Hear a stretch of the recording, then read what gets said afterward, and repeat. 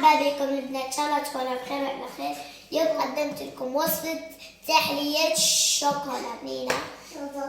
عندي باقي أوريز تاع شوكولا، عندي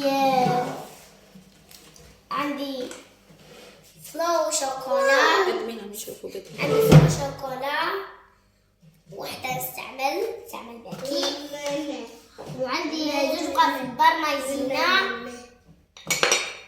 وعندي مغرف سكر كبيرة 800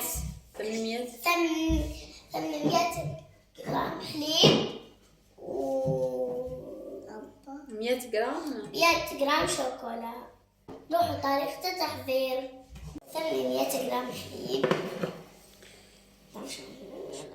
شوي بشوي بسرعة،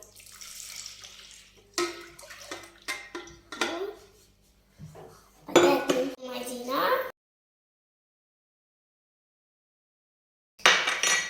ضيفوا السكر،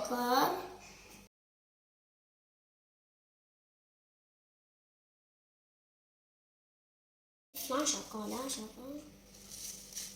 ماما ضيفوا كلها هي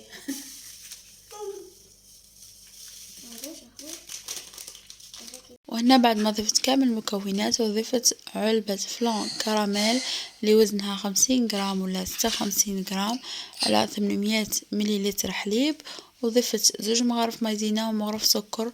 نحطها على نار هادية حتى تفعل، ونبقى نخلط فيها بالفوي وهي على النار حتى تتقالي، يعني كما نخدمو الفلان.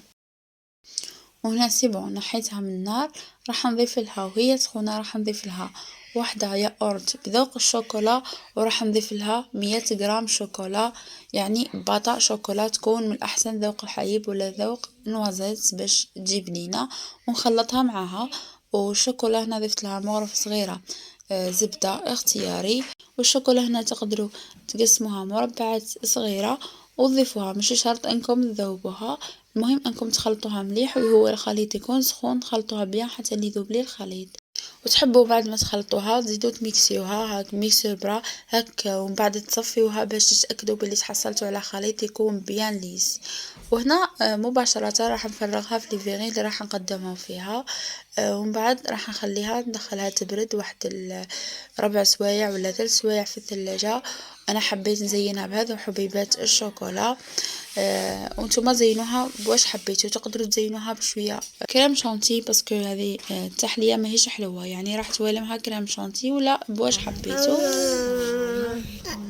مرحبا بكم، ان شاء الله تكونوا بخير. هذه تحلية قدمتها لكم قبيله، كانت بنينه بزاف هايله.